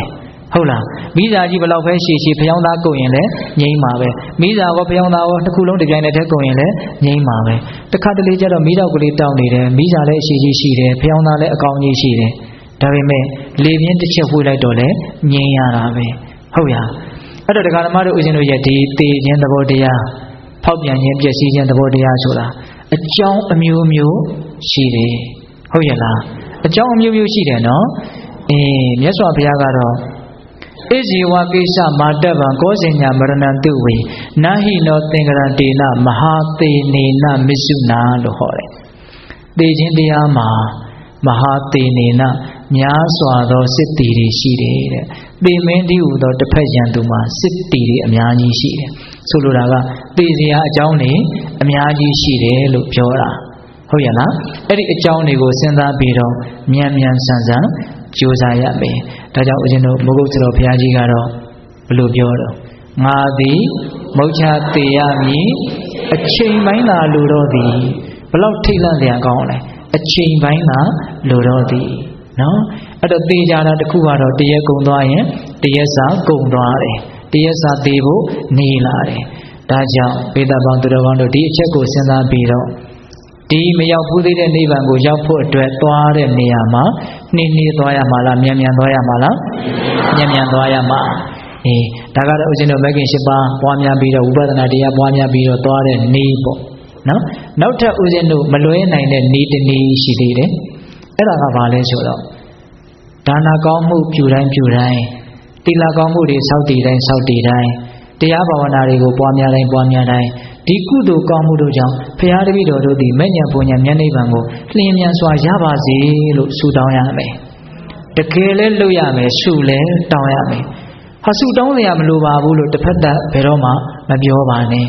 ကိုဒီဘဝနဲ့မဲ့ညာဘုံညာရပါစေမယ်လို့ဘယ်သူမှအာမမခံနိုင်ဘူးကိုယ့်ရဲ့ပါရမီကိုယ့်ရဲ့လုံလဝရိယအစွမ်းတတ္တိတွေကအဲ့လောက်ထက်ချင်မှထက်မှာဟုတ်လားထက်တယ်ဆိုရင်တော့အတိုင်းထက်လွန်ပေါ့ရောက်ရင်တော့အတိုင်းထက်လွန်ကောင်းပါတယ်ဟုတ်လားသို့တော်လည်းပဲကုသိုလ်ကောင်းမှုတွေကိုပြုပြီးတိုင်းဒီကုသိုလ်ကောင်းမှုတို့သည်မဲ့ညာဘုံညာရဖို့အတွက်အကောင်းဆုံးအထောက်ပံ့ဖြစ်ပါစေလို့ဒီဆန္ဒကိုပြင်းပြင်းထန်ထန်မထားသင့်ဘူးလားထားသင့်နေဗျဟုတ်လားအဲ့ဒါဒီအဲ့ဒီကုသိုလ်ကနိဗ္ဗာန်ကိုရောက်အောင်မြန်အဲ့ဒါအထောက်ပံ့ပေးလိမ့်မယ်ဖြစ်လျာဘဝမှာဟုတ်လားဒီနေရာမှာဦးဇင်းတို့မင်းကုန်းစတော်ဘုရားကြီးပြောတဲ့စကားတစ်ခုပြန်ပြောပြခြင်းတယ်မင်းကုန်းစတော်ကြီးကဘာပြောတယ်ဆိုတော့ဖရာလောင်းတစ်ယောက်တည်းလှုပ်ထားတဲ့ကုသိုလ်တွေကိုချိန်ခွင်ရဲ့တစ်ဖက်ထဲမှာထည့်နော်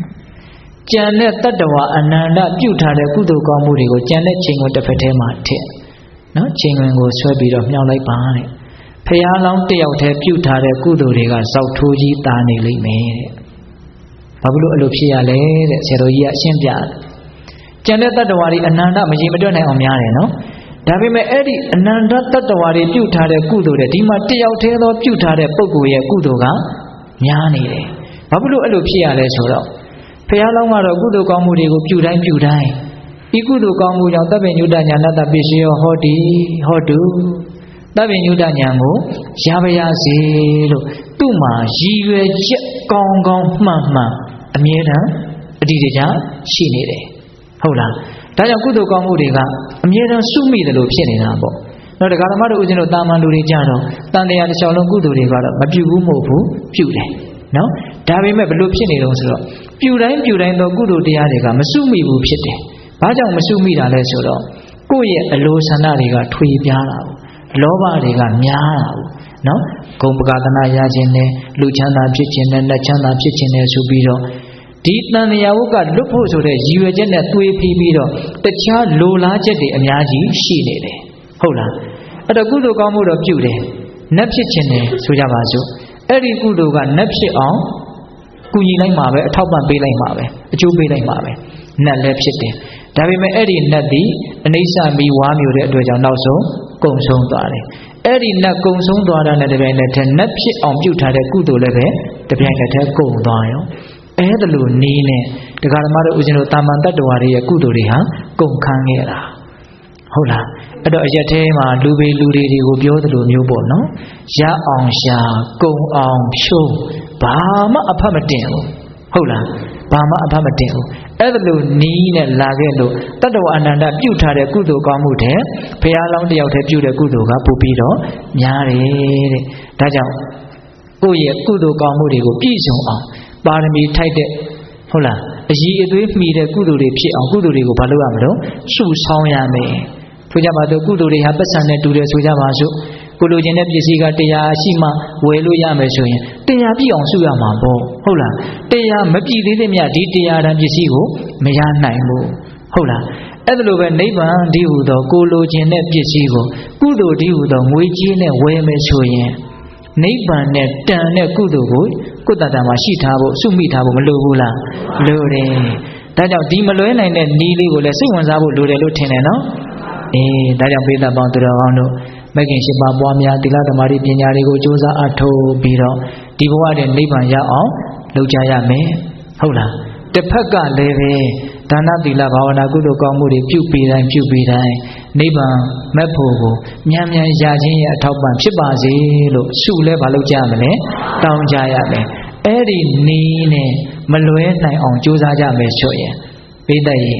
တစ်ချိန်မှတေချာပေါက်မဉ္ဇဉ်ဖွဉ္ဇဉ်နဲ့နိဗ္ဗာန်ကိုမျက်မှောက်မပြုနိုင်ဘူးလားပြုနိုင်တယ်အဲ့ဒါလိုကြိုးစားနေခြင်းသည်ပင်လျင်မရောက်ဘူးသေးတဲ့နိဗ္ဗာန်ကိုရောက်အောင်သွားနေတာတနည်းအားဖြင့်သွားရဲလာရဲတဲ့အစွမ်းနဲ့ပြည့်စုံနေတာ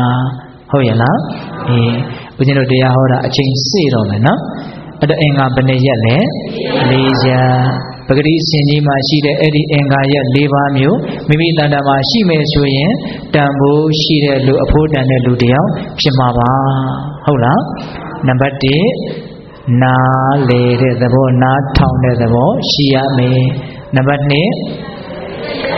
တတ်ရဲဖြတ်ရဲတဲ့တတိအစွမ်းရှိရမယ်နံပါတ်3သိခံနိုင်တဲ့အစွမ်းခံနိုင်ရရှိတဲ့အစွမ်းရှိရမယ်နံပါတ်4သွားရဲလာရဲတဲ့တတိရှိရမယ်ဒါကြောင့်မြတ်စွာဘုရားသိမြင်လွယ်အောင်ဥပမာဥပမေယနဲ့ဟောထားတဲ့နာဂသုတ်တံတဲ့တန်ဖိုးရှိတဲ့လူတဲ့ဟုတ်လားဒါကြောင့်ပိဋကပေါင်းသူတော်ကောင်းတို့ဒီမြတ်စွာဘုရားရဲ့တရားတော်တွေကိုအများကြီးအကြမြင်ဘ ഹു တုတ္တနဲ့ပြည့်စုံတဲ့ပုဂ္ဂိုလ်ဖြစ်အောင်ကြိုးစားပြီးတော့ပထမအင်္ဂါရက်နဲ့ပြည့်စုံနိုင်ကြပါစေတည်းဟုတ်လားနောက်ပြီးတော့အကုသိုလ်တရားတွေကိုဖယ်ရှားရဲတယ်ဆိုတဲ့တတ်ရဲဖြတ်ရဲတဲ့တတိအစွမ်းနဲ့ပြည့်စုံတဲ့ပုဂ္ဂိုလ်တွေဖြစ်နိုင်ကြပါစေဟုတ်လားနောက်ဆုံးဆန့်ကျင်ဘက်တရားတွေကိုသိခံနိုင်တယ်ဆိုတဲ့ခံနိုင်ရည်ရှိတဲ့အစွမ်းနဲ့လည်းပြည့်စုံနိုင်ကြပါစေ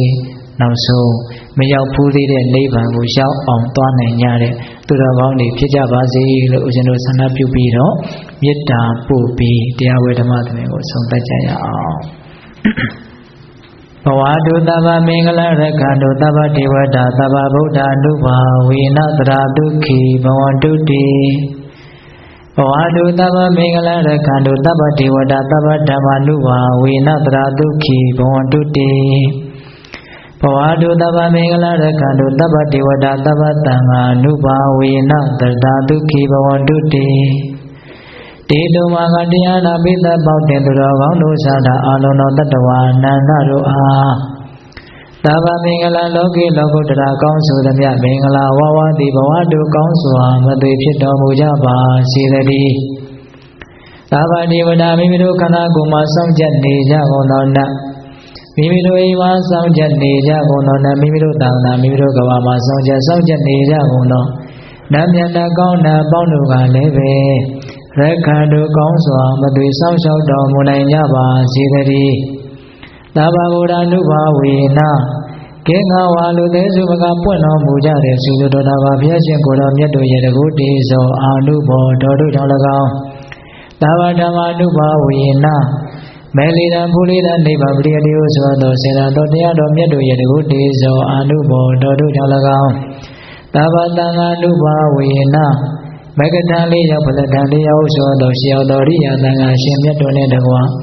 သီလဂုဏ်သဝါဒီဂုဏ်ပညာဂုဏ်တို့နဲ့ပြည့်စုံတော်မူကြတဲ့သမုဒိသံဃာရှင်ကောင်းရှင်မြတ်ပေါင်းတို့ရဲ့တကုတေဇောအာနုဘောတော်တို့ကြောင့်၎င်းတရားနေရောညပါဘကမဆိုင်ချိန်ရှိတိုင်းဒုက္ခိကိုစိတ်နှပြချမ်းမာချမ်းသာကြကုန်သည်ဘဝတုကောင်းစွာမသွေဖြစ်တော်မူကြပါစေတည်း